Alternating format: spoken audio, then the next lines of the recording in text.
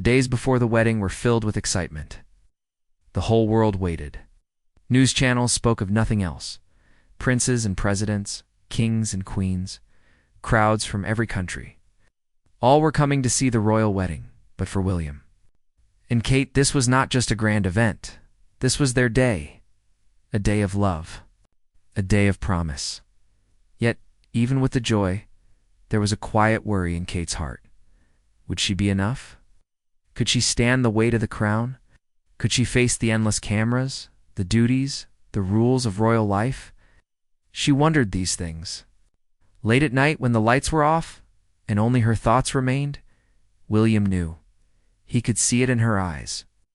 And so, on one quiet evening, just days before the wedding, he took her hand and spoke softly. "You are enough," he said. "You are strong, you are ready, and you are not alone. I will always be here." Kate smiled, her heart warmed by his words. She knew then this was not just a prince she was marrying.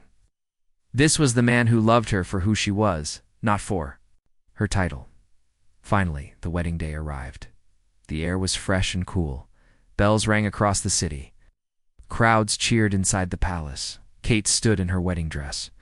A simple gown, elegant, with soft lace and a long train. Her heart pounded in her chest. She looked in the mirror. She hardly recognized herself, not because of the dress, but because of what this day meant. This was the start of a new life. As the car carried her through the streets, crowds waved and shouted with joy. But Kate stayed calm. Inside, she was thinking only of one thing. William in the grand hall of the church. William stood waiting. His heart raced. He wore his uniform, proud but nervous. When he saw Kate step through the doors, his breath caught. She was beautiful.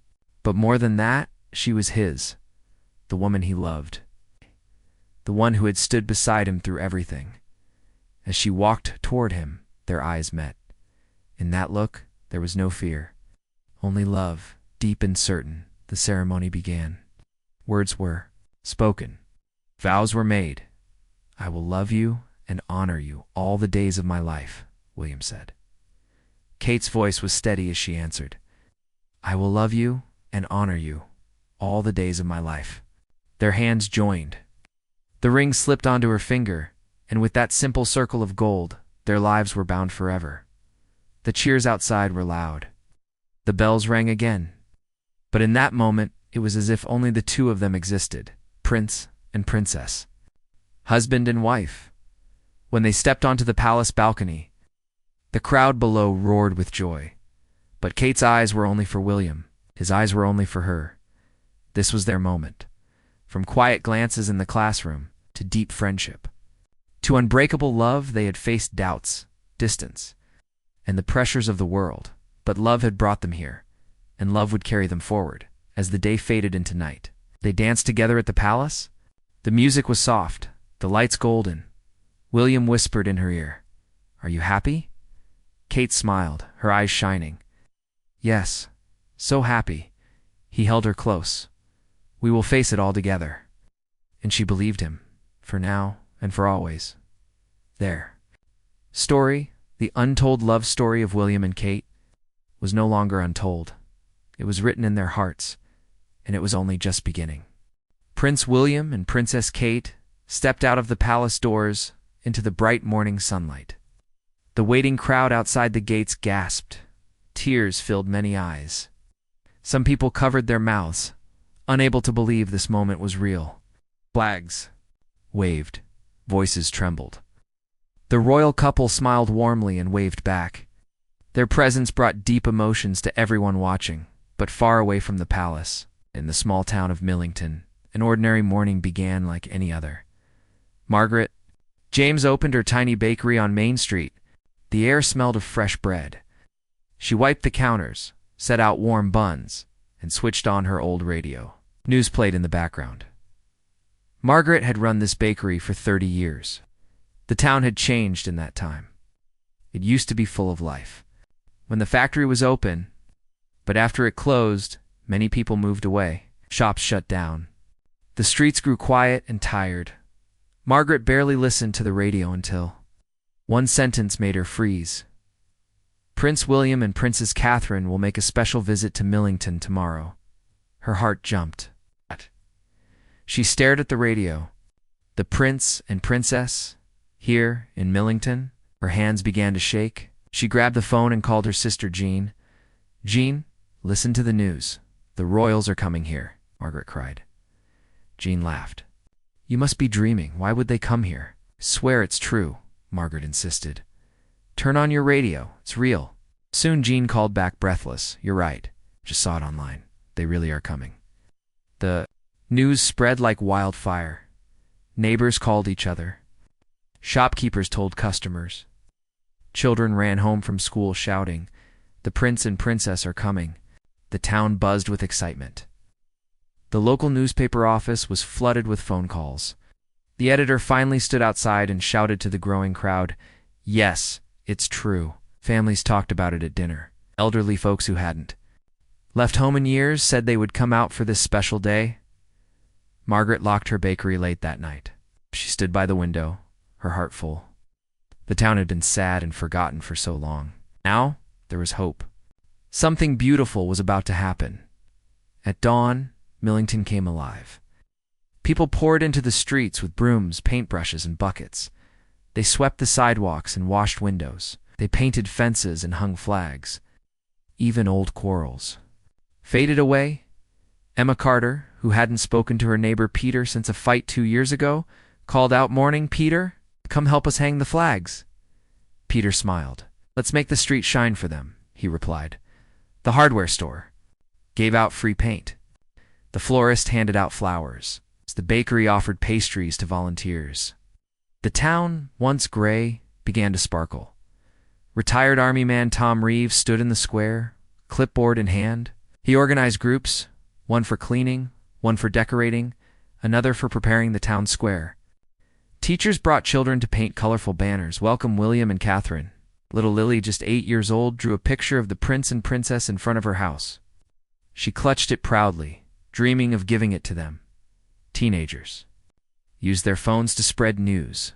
Soon people from nearby towns planned to visit too. Even those too old to work helped. 90-year-old Mr. Hughes handed out drinks from his porch. Mrs. Barton knitted red, white, and blue scarves for children. The town radio station broadcast updates all day. DJ Robbie Turner walked through the streets, microphone in hand, sharing people's joy. As evening fell, Millington looked beautiful. Flags waved in the soft breeze. Flowers brightened every corner. Smiles shone on faces. Neighbors who had barely spoken before now laughed together. Old friends hugged. Margaret stood outside her bakery. The street was glowing, her eyes filled with tears. So much had changed in just one day. The town had come alive again. For the first time in years, hope filled every heart. That night, few people slept. Mothers ironed their children's clothes. Fathers polished shoes. Elderly couples laid out their best outfits. In one small house, Sarah Martin carefully dressed her 6-year-old daughter Lucy in a brand new blue dress. Sarah worked 3 jobs to make ends meet. She had saved 4 weeks to buy Lucy this special dress. Now Lucy twirled in front of the mirror, giggling. "Do you think they'll see me, Mama?" she asked. "I'm sure they will, sweetheart," Sarah whispered, tears in her eyes. In another home, Robert Davies, once a proud coal miner, prepared to go to his daughter, worried about his health. "Please, Dad, stay home. You're too weak," she begged, but Robert shook his head. "I worked my whole life in this town. I won't miss this moment," he said firmly. Laying his old mining helmet on his lap, all across Millington, people prepared for the next day. Some polished metals, some packed picnic baskets. Everyone carried excitement, hope, and pride. Tomorrow, royalty would walk their streets, and the people of Millington would be ready, hearts full, tears waiting for a day they would never forget. Prince William and Princess Kate walked out of the grand palace once more. The morning sun touched their faces. The crowd outside the gates gasped again. Some people burst into tears. Flags waved high. People called their names with trembling. Voices, many hands reached out, even though they knew they could not touch them. The love for the royal couple was deep and true at that very moment. Far from the palace, the small town of Millington was wide awake. The sun had not yet fully risen, but the streets were already full. Nobody wanted to miss a moment of this day. Families hurried to Main Street, hoping to find a good place to stand. Some brought picnic blankets and folding chairs. Others carried small children on their shoulders. Little Lucy Martin wore her new blue dress and waved a tiny British flag. Her mother, Sarah, smiled through tears. This is the happiest day of her life, Sarah thought, holding Lucy close. Nearby, Robert Davies sat in a chair by the front. His old mining helmet rested on his knees. He looked frail, but his spirit was strong. His daughter stood beside him, ready with his oxygen and medicine. Robert would not miss this day, no matter what. Elsewhere in the crowd, Patricia Holmes held a framed photograph of her late husband. He had served in the army for 25 years. Patricia had stayed home for 2 years since he passed away. But today, she stood among the people, whispering to the photo. "You would love this, David," she said softly. "I hope you can see it from heaven." By 8 o'clock in the morning, Main Street was packed. More people arrived by the minute. The town had never seen a crowd like this. The local radio station set up a booth on the sidewalk. DJ Robbie Turner moved through the crowd with his microphone. His voice echoed through speakers. "Tell us what this day means to you," said again and again.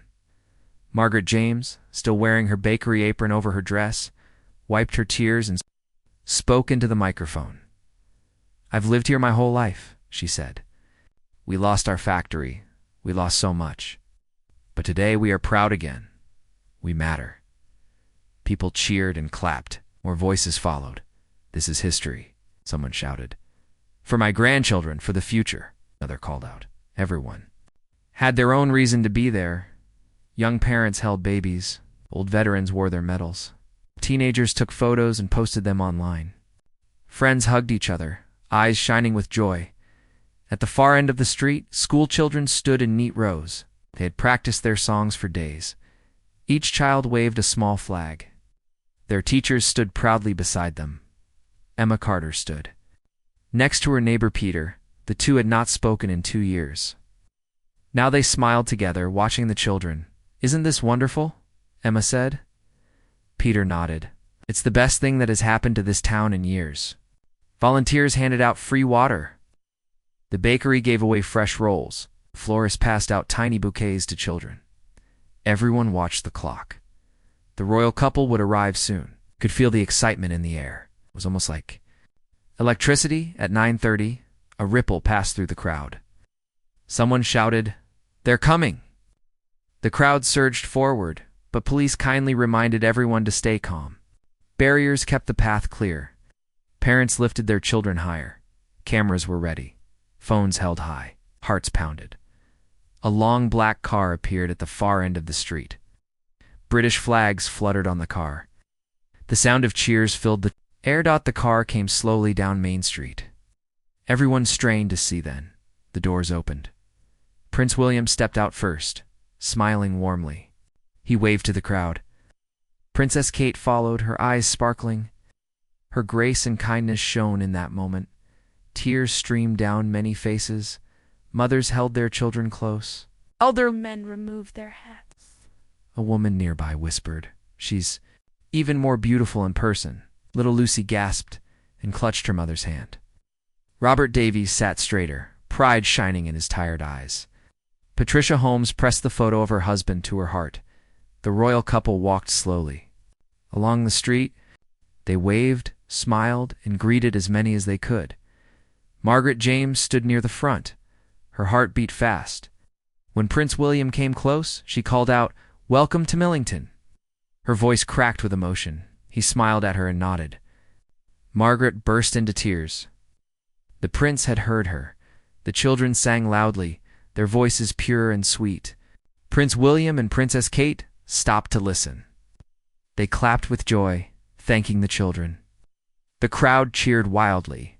8-year-old Lily, holding her drawing, stood bravely near the front. She held out her picture with both hands. "Princess." Kate saw her and came over. "Is this for me?" Kate asked kindly. Lily nodded, eyes wide with joy. "Thank you so much. It's beautiful," Kate said, taking the drawing with care. Lily beamed. Her dream had come true. Around them, people wept openly. They were not just tears for seeing royalty, they were tears of hope, pride, and the feeling that Millington mattered again. As the couple moved through the crowd, they spoke to veterans, shook hands with young fathers, and knelt to greet children. They listened, they cared, and in those moments the people of Millington knew this day would live in their hearts forever. Prince William and Princess Kate stepped out of the palace again that bright morning. Cameras clicked. The crowd waiting outside gasped. People had been standing there since before sunrise, hoping to catch a glimpse of them. As the couple smiled and waved, tears streamed down many faces. Some people reached out, hands trembling. Many simply wept, unable to speak. The love for them was so strong, it was felt in every heart. At that same moment, in the town of Millington, the royal couple's car rolled slowly through the cheering crowd. Flags waved. Voices called their names. It was a moment the people would never forget. Robert Davies sat proudly in his chair near the front row. His old mining helmet rested on his lap. His daughter stood behind him, her eyes wet with tears. Robert's weak lungs made it hard for him to speak, but his eyes said everything. This moment meant the world to him. Just a little farther down the street, Sarah Martin lifted little Lucy in her arms so she could see better. Lucy's new blue dress shimmered in the sun. She waved her small flag with joy. Sarah kissed her daughter's cheek, her heart full. "I never thought my little girl would see a day like this," she whispered to herself. Patricia Holmes stood, quietly holding her framed photo close to her chest.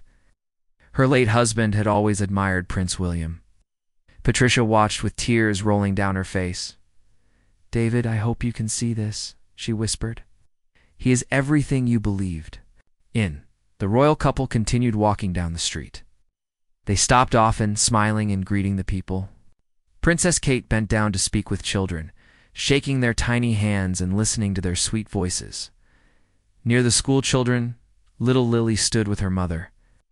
She had already given her drawing to Princess Kate, who had thanked her kindly. But Lily still watched every move with wide eyes, her heart so full it felt like it might burst. Prince William stopped in front of a group of veterans. Many wore their medals. Some stood proudly, while others sat in wheelchairs. William shook their hands with great respect. "Thank you for your service," he said warmly. Tears filled their eyes. These old soldiers, once young and strong now, felt honored and seen. It was a moment of healing for them. DJ Robbie Turner moved through the crowd, his microphone in hand. He spoke to people, capturing their emotions for the live broadcast. Margaret James stood nearby. Her bakery apron was still tied over her dress. Her cheeks were wet with tears, but she smiled. "This is more than just a visit," she said into the microphone. "It's hope. It's pride. Our town feels alive again." All around her, people nodded in agreement. Neighbors who had once been strangers now hugged and laughed together. The streets were filled with joy, love, a sense of belonging. Emma Carter and her neighbor Peter, once not on speaking terms, now stood shoulder to shoulder. They watched as Princess Kate stopped to admire the children's banners. "She's so kind," Emma said softly. Peter agreed. "She makes everyone feel special." The royal couple's kindness touched everyone. They did not rush. They listened. They smiled. They made each person feel important. For a town that had long felt forgotten, this meant everything at the center. Of the street, a small stage had been set up. The mayor of Millington waited nervously, holding a bouquet of flowers. When the royal couple reached the stage, the mayor stepped forward. "Your Royal Highnesses," he began, voice shaking with emotion, "on behalf of the people of Millington, welcome. We are honored beyond words." He handed the flowers to Princess Kate, who smiled warmly and thanked him. Prince William stepped to the microphone. "It is our great pleasure to be here with you today," he said. "We know how hard your town has worked. We see your strength, your kindness, and your spirit. Millington will always hold a special place in our hearts." The crowd cheered wildly. Many wiped away fresh tears. In that moment, the people of Millington felt seen. They felt valued. Their struggles, their hopes, their dreams all were acknowledged by the future king and queen. As the couple prepared to leave the stage, they waved once more to the crowd. Cheers rose again, stronger than before. Margaret James clapped with all her heart. Robert Davies saluted from his chair, tears shining in his tired eyes. Sarah hugged Lucy close. Patricia kissed her husband's photo gently. The royal couple made their way back toward their car. Oh. They stopped often, still greeting people, still sharing smiles and kind words as they reached the car. One final voice rang out from the crowd. Thank you for coming. Thank you for seeing us. Prince William and Princess Kate turned, smiled, and waved once more. Their eyes shone with emotion, too. This was not just a duty, it was a connection, a true moment of shared feeling between them and the people. As the car rolled away, the crowd stood silently for a moment. Then cheers began again. People hugged. Some cried openly. Many simply stood, taking in what had just happened. This was a day Millington would never forget. Her town had been touched by kindness, by royalty, by hope. And in their hearts, they knew they mattered. They had been seen.